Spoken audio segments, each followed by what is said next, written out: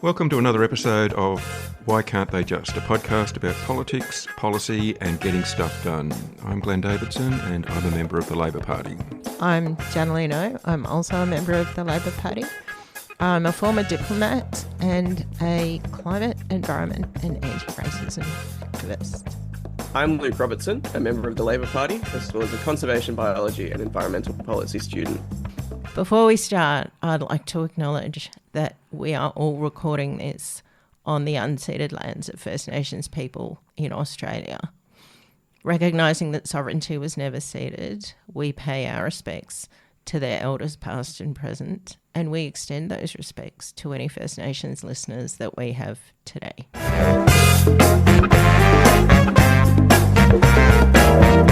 Thank you, Janaline. Well, today we're going to delve into the AUKUS project, perhaps the biggest, most expensive, most controversial and most consequential policy initiative that will span decades, cost billions and be managed by multiple governments over various political persuasions. When AUKUS was announced in September 2021 by Prime Ministers Morrison, Johnson and President Biden, it was arguably a logical progression in the strategic relationship between long-standing allies aimed at balancing power in the Indo-Pacific and strengthening deterrence against a rising China that had recently shown itself willing to use economic coercion, including against Australia. The US was pivoting towards Asia, the UK was looking to take a more global role post-Brexit, and Australia was rethinking its defence posture with an immediate need to replace an ageing submarine fleet. Janaline, why did the Morrison government enter into this arrangement, and what did AUKUS offer Australia at that time? What other choices did we have, or what did we reject? So I'm not going to speak for the Morrison government. I don't know what the thinking was to move towards AUKUS. I think it was very heavily influenced by some analysis within the foreign policy establishment and the Department of Defence that the submarine options that we were currently engaged in at that time, so you recall that when Scott Morrison concluded the AUKUS agreement with the UK and the US, he actually cancelled a submarine order from France, much to the dismay of the French government.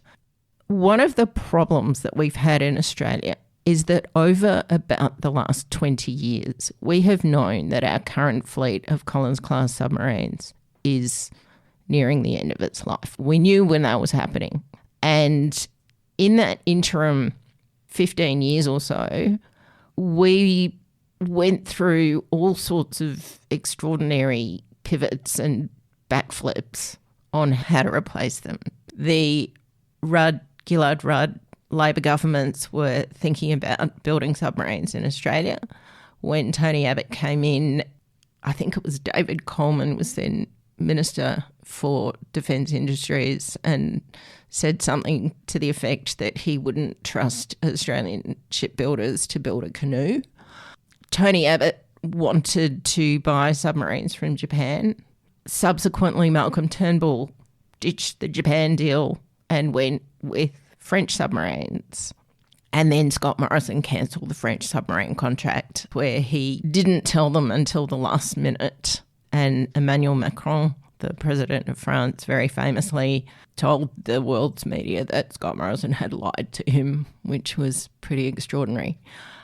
So that is a long-winded way of saying successive Australian governments have actually been pretty crappy at forward planning on replacing the submarine fleet. So we're now at a stage where the Collins-class submarines are going to exceed the end of their life within the next 10 years or so, and we need to have something to replace them quite urgently. So we have AUKUS. What is AUKUS? AUKUS Pillar 1 says Australia and the UK will build a particular new class of submarine called the AUKUS SSN. Part of it will be built in the UK, part of it will be built in Australia. They will be very high-tech submarines. Controversially, they will be nuclear-powered. They will not be nuclear-armed, but they will be powered by a core nuclear reactor. The key feature of that reactor is that it doesn't need to be touched for the whole of its life. It gets put into the submarine and it lasts for the couple of decades of the life of the submarine. The other important thing about using a nuclear-powered submarine as opposed to diesel-electric submarines, which is what the French submarines were going to be, is that diesel-electric submarines have to come up every couple of weeks to the surface to do what they call is snorting. And what that means is that every couple of weeks, your adversaries know exactly where your submarines are, and so you can plot the path.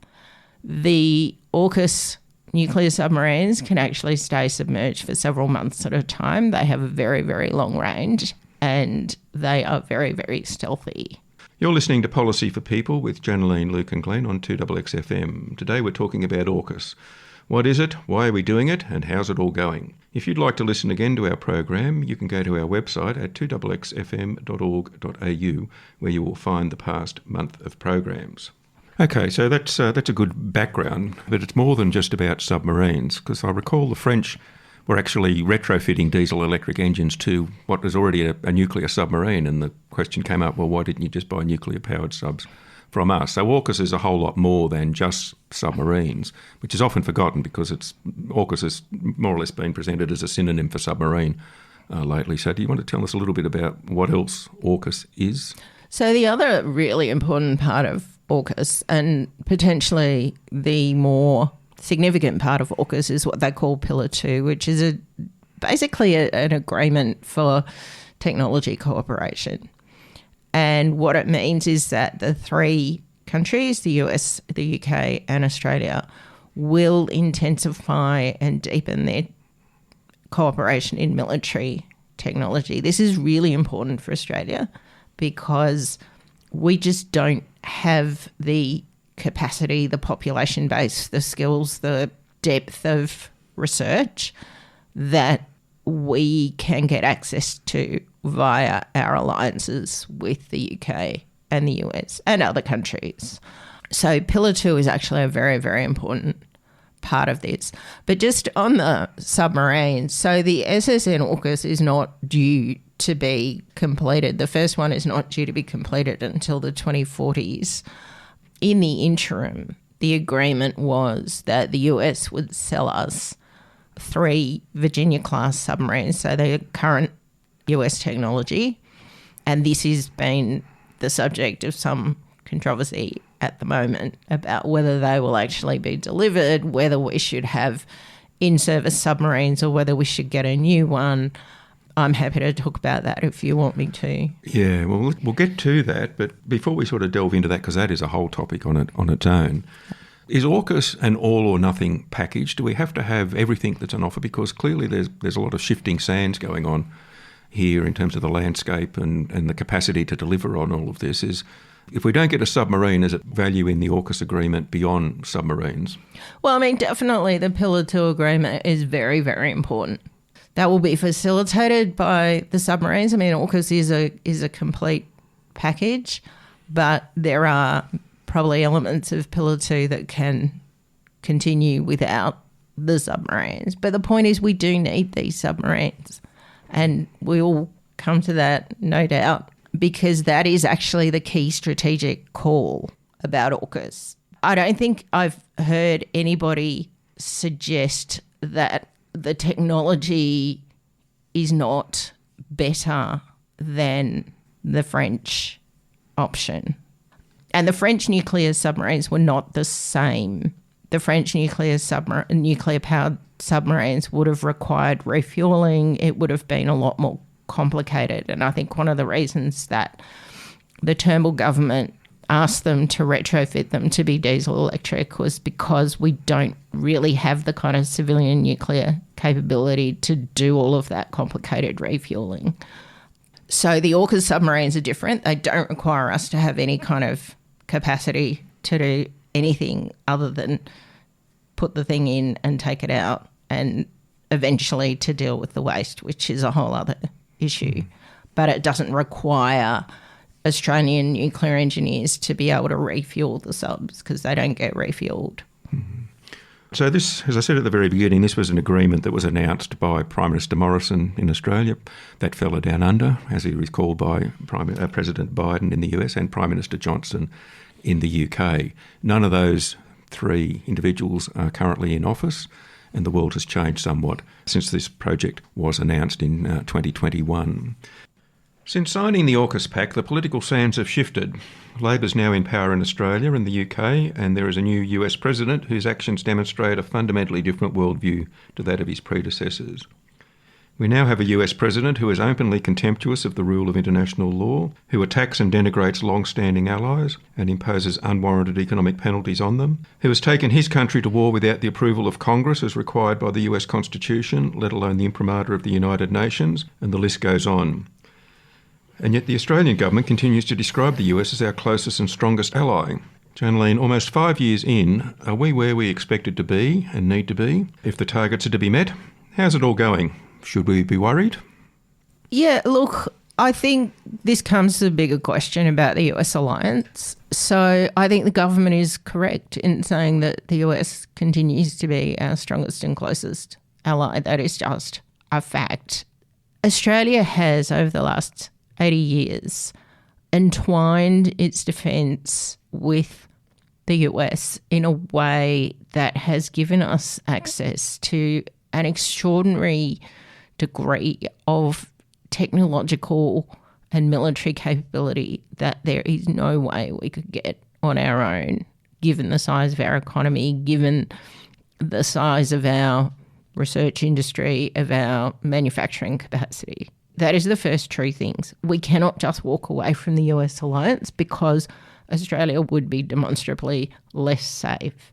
That doesn't mean that there are not risks and vulnerabilities in the closeness of that alliance. And definitely we've seen the current administration behave in a way that is not consistent with, I think, Australian interests. I mean, the war in Iran was devastating to a lot of countries. I think we need to acknowledge that while our biggest strategic threat remains the big authoritarian state to our north, the most significant damage that has actually been done to our economic and national security interests over the last 12 months has actually come from our biggest ally.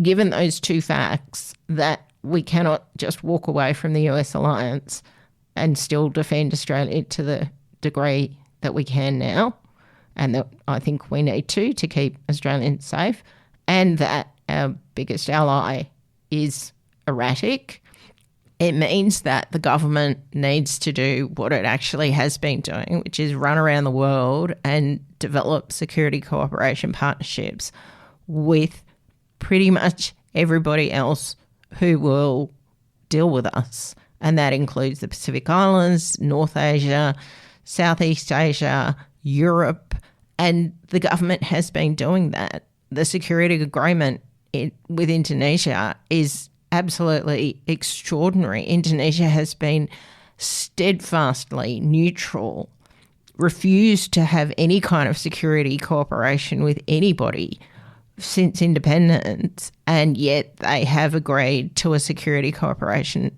agreement with Australia.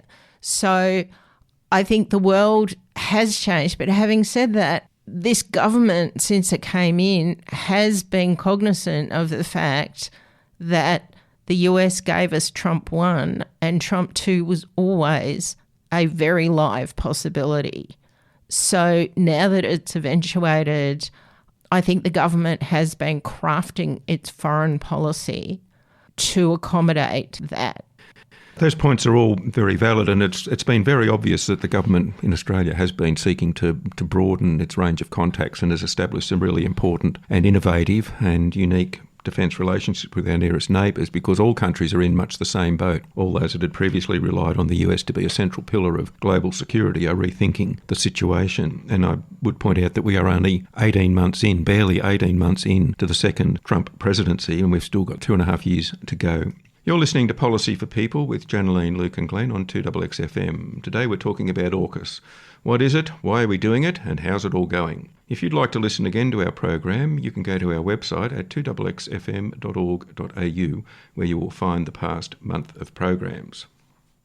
The thing that does worry me, though, is that Australia and the US do not exist as some separate entity. They are all made up of as a collection of the people in them, and the people who are running things in the US are doing it in a completely and fundamentally different way to the way things have been done previously, and old assumptions and shared values and can no longer be taken for granted.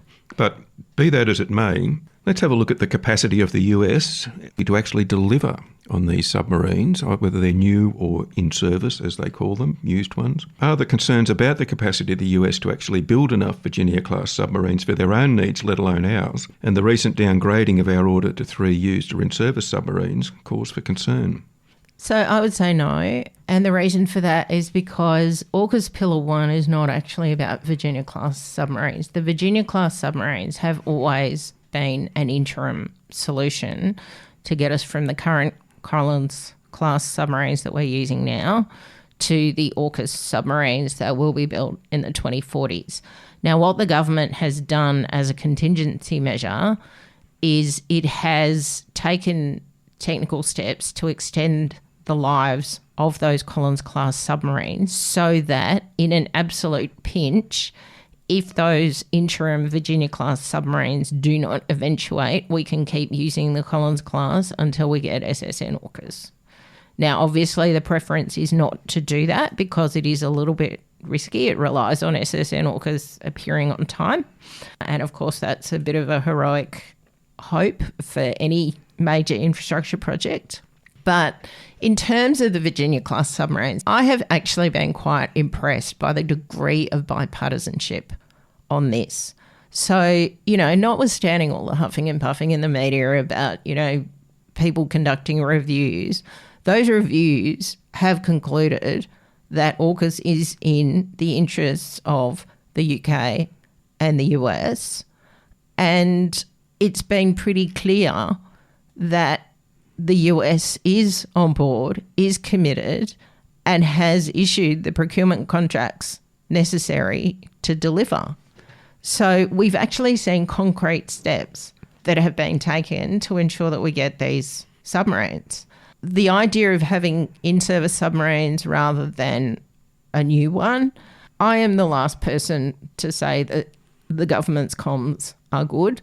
I think the Defence Minister, Richard Marles, could have done a better job at explaining why you would do this. If you have in-service submarines, they have already been tested. They've been in the water for a couple of years. Any glitches that may have come up in their manufacture have been sorted out and they're operating smoothly. If you have a new submarine, you have to kind of do that. When Richard Marles says, well, we actually think this is a better deal for us, I think he's probably right. It means that we probably have to put a bit less effort into making sure that they work. Now, people who say, but, they're not as good because they're old technology, they are slightly older technology. The new ones would probably be marginally better. But I just come back to the fact that these are an interim solution. The Virginia-class submarines are not the replacement for the Collins-class submarines. The Virginia-class submarines are a bridge to the SSN AUKUS. That's a very important clarification there, and it's a point that probably should be made much more strongly than what it is, because it's really, what would you say, about a 10-year window, perhaps, which, if, as you say, at a pinch, the Collins-class submarines could get us across to that point.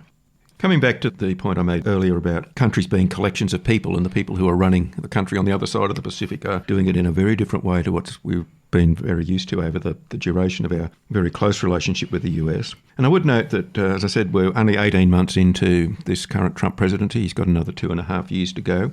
He will be long gone by the time the submarines are due for delivery in the 2030s. But do you think we can still have faith in the integrity of the US system to deliver? Or has it been irretrievably broken and corrupted by the current administration, as we've seen the replacement of people at the head of various agencies with people whose fundamental criterion is that they are loyal to the president? I'm not going to get into a commentary on the US internal politics at this point. We could literally do a whole episode on this. I think, yes, the US does have very, very serious democratic and administrative problems. But Having said that, the US also has a very strong and capable military whose expertise is much, much deeper than the few people that Pete Hegseth, the Secretary of War, has appointed at the top.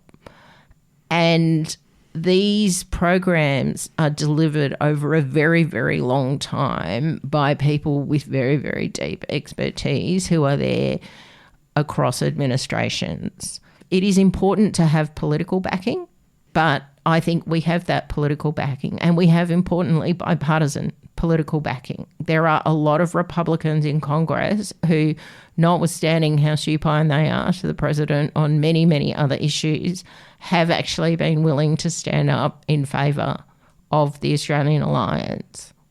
And that's encouraging. It's also encouraging that they've got some midterm elections coming up, which could see a bit of a change.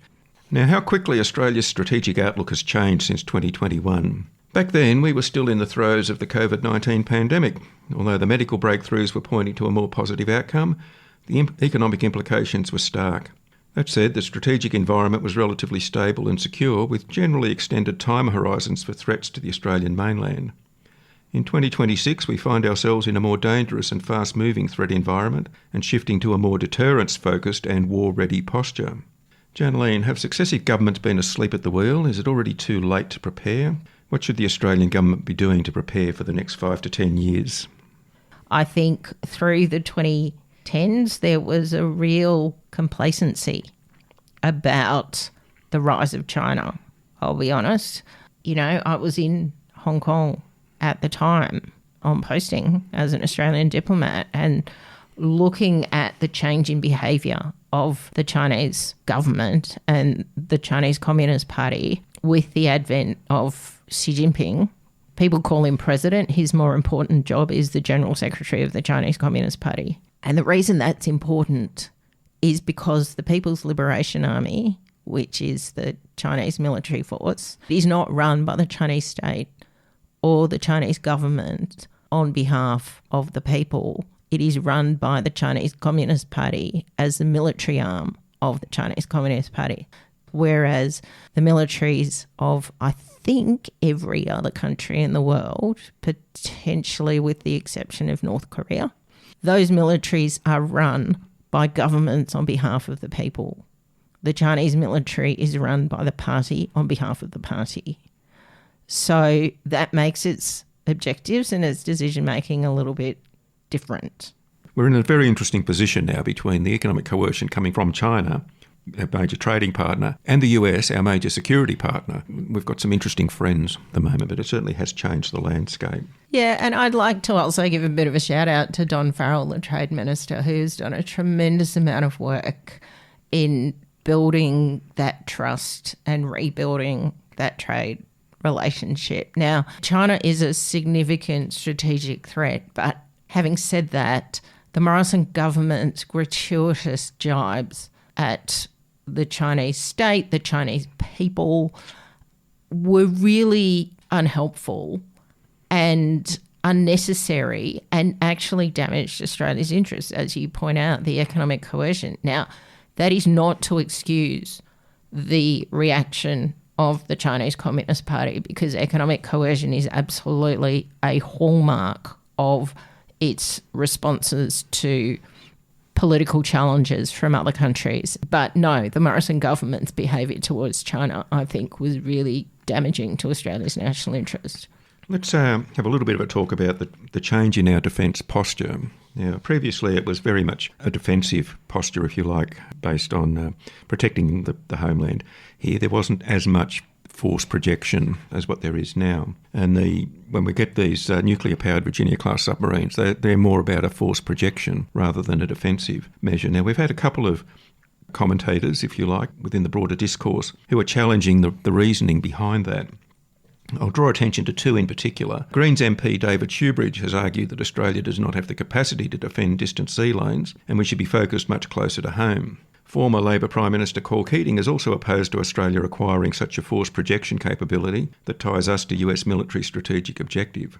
While David Shoebridge is focused more on the cost and impracticality of such a stance, Paul Keating is more about the strategic independence, sovereignty and diplomacy as an alternative to military hardware. Yet they both arrive at the same point, and that is that we should not be doing this. Are they right? So let's take David Shoebridge. To say that we cannot defend Australian sea lanes is basically to say we're going to give up on the defence of Australia. Why is this? There is no credible military threat to the Australian mainland. China is not going to invade the Australian mainland. They have no interest in doing that. They have no capacity, and there's just no benefit to them. Traditionally, we built our Australian defence on the idea that we might get an invasion on the Australian mainland. And this came from, threats from Japan in the Second World War, subsequently fears of Indonesia, and sort of as an undercurrent, the idea that, Russian submarines or ships might come and try to invade Australia. Now, none of that came to pass, which is a good thing. I don't think anybody thinks that that is a credible threat now. What is the real strategic threat to Australia? There are two significant strategic threats to Australia from China. One is the interference with our significant trading routes, which come through the South China Sea. Now, the Chinese Communist Party and the Chinese government claim pretty much the whole of the South China Sea as Chinese territory. This is based on a claim that originates with the KMT, the Kuomintang, which fought a civil war with the communists, lost and went to Taiwan. The Chinese Communist Party adopted the Kuomintang's interpretation of Chinese territory. That conflicts with the sovereignty claims of pretty much every other country in Southeast Asia. And it has been comprehensively debunked by historians, by strategists, and by the Permanent Court of Arbitration, which found that most of the Philippines' claims against Chinese assertions of sovereignty in the South China Sea were upheld. And as you say, in 2021, China showed that it was perfectly happy to exercise extreme economic coercion on Australia, and interfering with our trade routes and our commercial aviation is one of the easiest tools that they have to use. And I would add to that, this is not theoretical. Chinese fishing vessels, Chinese Coast Guard and Chinese military vessels and aircraft are interfering with commercial shipping and aviation in the South China Sea on an almost daily basis, and have done so for the last 10 years. Some of these instances have come out in the media, usually when a Chinese aircraft undertakes some sort of dangerous manoeuvre in relation to other aircraft, and it gets reported by the Western media. There have been many reports of Chinese Coast Guard and Chinese fishing vessels interfering with other countries' commercial vessels in the South China Sea. This is not a theoretical threat. If we are to say, oh, well, we'll just give up, and if they want to exercise coercion in that way, there's nothing we can do about it, that is essentially saying we are going to give up on the defence of Australia. Now, Senator Shoebridge may be able to say that because he is not likely to be sitting in the seat of the Defence Minister, but I think any government that is actually going to be responsible enough to look after its people, and defence of the security of the nation is one of the primary responsibilities of any government, absolutely cannot give up on the defence of Australia. You're listening to Policy for People with Janaline, Luke and Glenn on 2XX FM. Today we are talking about AUKUS. What is it? Why are we doing it? And how's it all going? If you'd like to listen again to our program, you can go to our website at 2xfm.org.au, where you will find the past month of programs. Luke, you had a question, I think, on that. Yeah, I mean, I get that China does do a lot of antagonistic things, like I think it was the Virgin flight that had flares popped in its face, and then the I don't know, the boats that were going around the coast. But I don't understand what the strategic goal is for China in doing those actions in the first place. I get in the South China Sea, they have a claim to it, right? But why would they try to interfere with people trying to give things to them?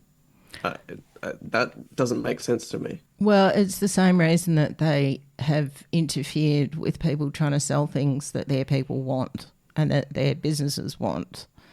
They do it because they see a political interest, because the Chinese Communist Party is not driven by calculations of the economic interests of... Because what's the political goal? The goal is to exert sovereignty. The goal is to make clear to the entire world that China owns this territory, China can control this territory, and if you want to go through these sea lanes, you need to acknowledge that. You need to accept Chinese sovereignty in order to have free passage of these, frankly, international waters and waters that actually are credibly and legitimately claimed by other countries. It's a political goal. The thing that people do not understand about the Chinese Communist Party is that it is principally driven by the political imperative to retain power. You're listening to Policy for People with Janaline, Luke and Glenn on 2XXFM. Today we are talking about AUKUS. What is it? Why are we doing it? And how's it all going? Okay, so that really accounts for the David Shoebridge argument, and Paul Keating sort of sits a little bit inconveniently within all of that because he agrees that China is not a military threat to Australia, but he disagrees that we should be having nuclear-powered submarines in this force projection stance rather than building relationships using diplomacy and other, if you like, soft power initiatives. Luke, what's your perspective on that? Yeah, it seems that for defence, and I think in the press club address, I believe you're talking about there, Paul Keating said that the tactical goal is to pick off Chinese submarines as they attempt to cross this plateau, where he's referring to the shallow continental shelf off the coast of China, and essentially treating them like ducks in a shooting gallery to deny a nuclear second strike capability. To me, that seems really high risk. I don't understand why we would put ourselves in a position where we would need to be denying China a second strike capability. Why should that be our responsibility, given that we rely so much on China in terms of trade? Is that not overtly antagonistic? I will go back a step and take issue with Paul Keating's analysis of what these submarines are for. They are not about denying second strike capability. They are not about sucking up to the US and being part of the US forces. They are about having an independent Australian deterrent capability so that if China wants to interfere with our trade in the South China Sea for some coercive political reason, we have a capability out there that is big enough and ugly enough and stealthy enough that we could potentially take out a Chinese aircraft carrier. The calculation is that capability will be enough to make them think twice, therefore, about interfering seriously with our trade. Now, let me emphasise the purpose of these submarines is not to take out is not to take pot shots at a Chinese aircraft carrier. It is about providing that deterrent capability so that they know we could. They don't know where these submarines are, and that might give them pause. One of the interesting things that I heard a few months ago was The Economist did a podcast series on US nuclear facilities, as in nuclear weapons facilities, and they interviewed the head of one of these facilities who said, our weapons have not been deployed for 50 years, but they are used every single day because the knowledge that we have them and that we can deploy them stops people from doing stuff that might make us want to deploy them. That is the purpose of these submarines. It is not about picking off Chinese submarines crossing some particular line in the ocean. It is actually about defending Australia's trade interests and national interests. And when you say, Glenn, that there is no military threat from China, there is no threat of a military invasion on the Australian mainland. That is not the same as no military threat from China. There is a very serious military threat from China that will probably come via our trade routes. And that is why we need a forward protection. It is not about protecting US interests.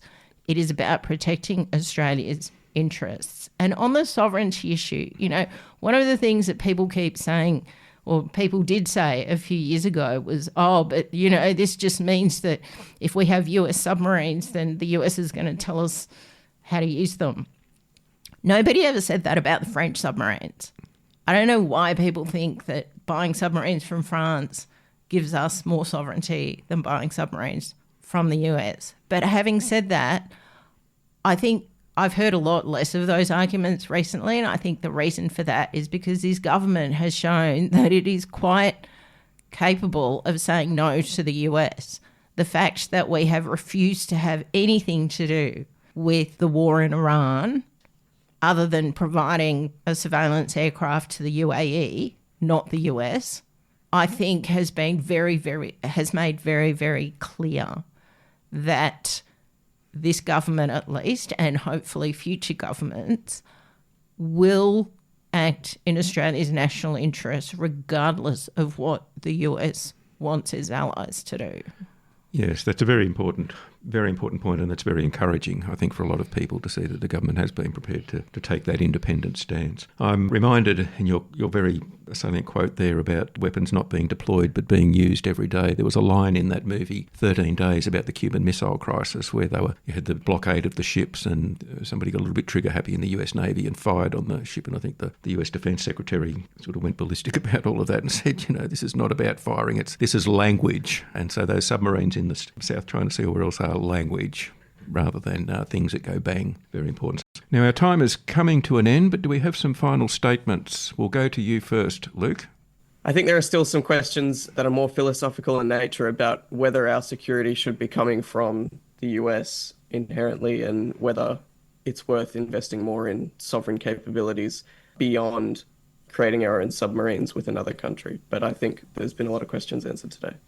Yeah, just to respond to that, yes, there are questions about sovereign capability, but I think we need not to confuse sovereign capability with sovereign self-sufficiency. Because, as I said at the outset, we cannot deliver the kind of capability with Australian-made weaponry, Australian-made technology, and military equipment, materials, and capacity that is solely generated in Australia. We just don't have the size, the depth of research and that capacity that a genuinely large, highly advanced country like the US has. In terms of our reliance on the US, as I said in the beginning, we cannot walk away from the US alliance and keep Australia as safe as it is now. We could spend 10% of GDP on defence. We could have conscription and we would still not be as safe out of the US alliance as we are now with our current level of defence spending and no conscription in the US alliance. So I think that needs to be very, very clear. But having said that, we do need sovereign capability. We do need to have independent capacity. And I think one of the things that is underappreciated is that all of these security arrangements and agreements and cooperation agreements that this government has made and is continuing to make and is continuing to explore with countries as far afield as Europe and Canada is not just about shoring up against China. It's also about shoring up our vulnerability to overdependence on the US. Having security agreements in the Pacific, and I saw recently the new Prime Minister of Solomon Islands, Matthew Wiley, talked about the possibility of having a Pacific-wide security arrangement. I think that is a fantastic idea. That is not just about China. That is also about shoring up our defence and our capability in cooperation with our neighbours against our vulnerability to erratic decision-making in the US.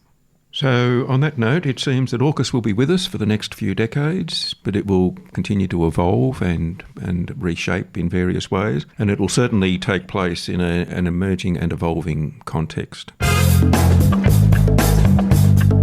That was another episode of Why Can't They Just? The theme music that we use for this podcast is a piece called Insurrection by Pierre, Chrétien, performed by the Soul Jazz Orchestra, courtesy of Do Right Music, Inc.